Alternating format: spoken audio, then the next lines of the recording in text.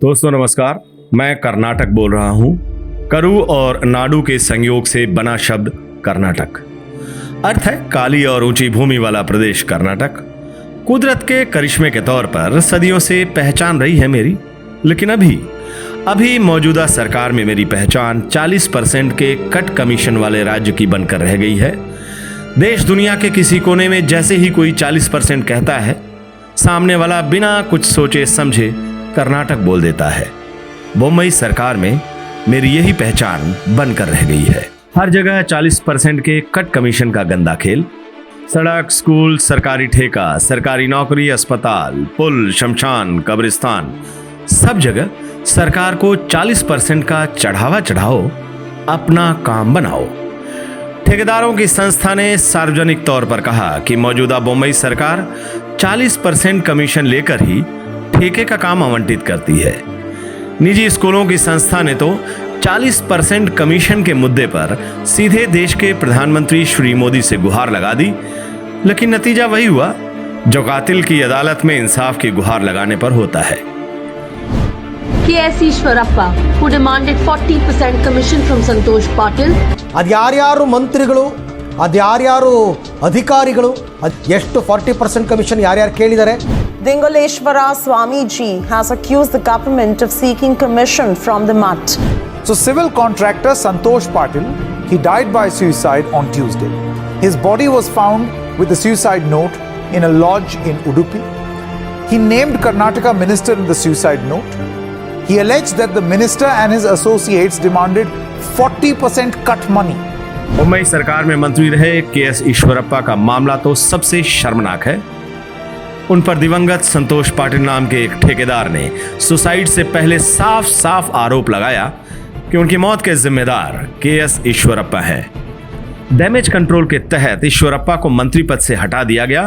इस चुनाव में उन्हें टिकट भी नहीं दिया गया, लेकिन उनकी बगावत से वोट बिगड़ने का डर देखिए। खुद प्रधानमंत्री श्री मोदी ने फोन करके उनकी मक्खन मालिश की, कहा कि आप बीजेपी को जिताने के काम में लगिए, मैं कर्नाटक आते ही आपके दर्शन करूंगा। दर्शन के बाद मलाईदार पोस्ट प्रतिष्ठा का चढ़ावा तो बीजेपी के खून के अंदर ही है। मौजूदा मुंबई सरकार में भ्रष्टाचार का आलम यह है कि सरकार के मंत्री मुर्दे के साथ एग्रीमेंट करके करोड़ों की कमाई करते थे। जी हां, आपने बिल्कुल ठीक सुना, मुर्दे के साथ एग्रीमेंट। वन मंत्री CP योगेश्वर ने यह कारनामा किया। उन्होंने एक मुर्दे के साथ एग्रीमेंट करके वन विभाग के एक बड़े घोटाले को अंजाम दिया। बीजेपी MLA बसवराज दुर्गप्पा का ऑडियो क्लिप तो उनकी करतूत का जीता जागता सबूत है। वायरल ऑडियो क्लिप में बसवराज बिना किसी झिझक के 15 लाख के बदले पुलिस विभाग में नौकरी की बात कर रहे हैं। जिंदा इंसान की बात छोड़िए, ये बीजेपी वाले तो मुर्दों और मरणासन लोगों से भी वसूली से बाज नहीं आए। कोरोना काल में इन्होंने मरीजों से जो लूट खसोट की, उसकी दास्तां आप किसी कोरोना शिकार से सुनिएगा। Good morning all of you. ನಮ್ಮ ಅಪ್ಪ ಇದ್ದಾಗ ನಾನು ಏನು ಕೇಳಿದ್ರು ತಕೊಡ್ತಿದ್ರು. ಈಗ ನಮ್ಮ ಅಪ್ಪ ಆಕ್ಸಿಜನ್ ದುರಂತದಲ್ಲಿ ತೀರೋದ್ರು. ನಮ್ಮ ಅಪ್ಪ ಪೆನ್ಸಿಲ್ ಕೇಳಿದ್ರೆ ತಕೊಡ್ತಾ ಇದ್ರು. ನಮ್ಮಮ್ಮ ಈಗ ಏನು ತಕೊಡೋಕ್ಕಾಗ್ತಿಲ್ಲ. ನಮ್ಮಮ್ಮಂಗೆ ಒಂದು ಗೌರ್ಮೆಂಟ್ ಕೆಲಸ ಕೊಟ್ಟರೆ,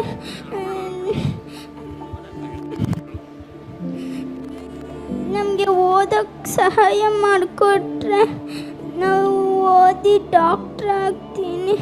ನಮ್ಮ ಅಪ್ಪನ ಡಾಕ್ಟ್ರುಗಳು ಸಾಯಿಸಿದ್ರು, ನಾನು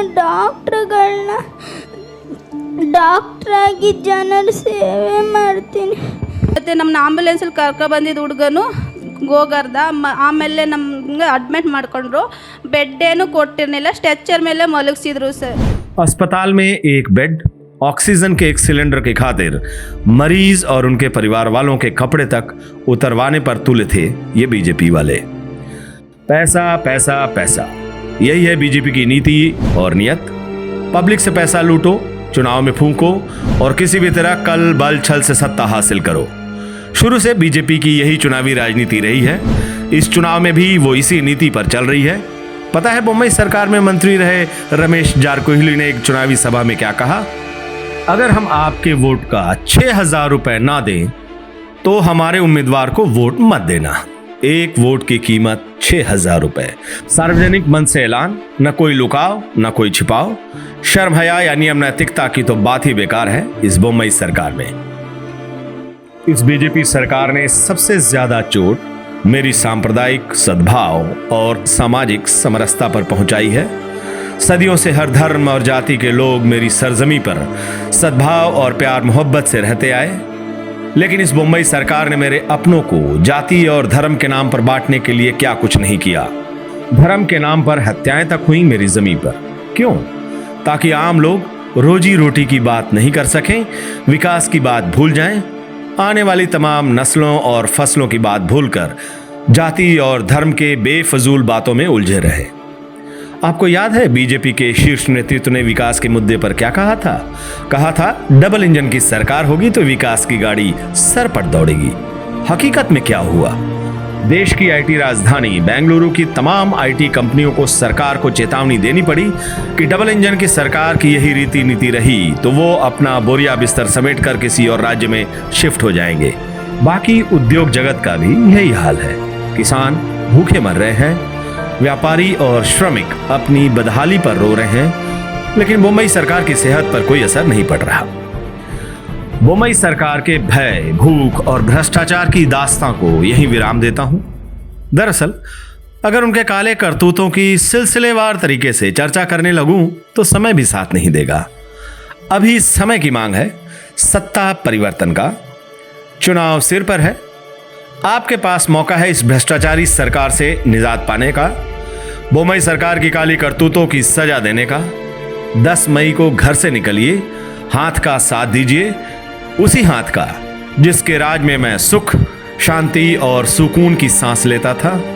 मेरी आपसे आग्रह है कि अपनी नई तकदीर और मेरी साफ सुथरी तस्वीर के लिए हाथ के निशान पर अपना मुहर लगाइए।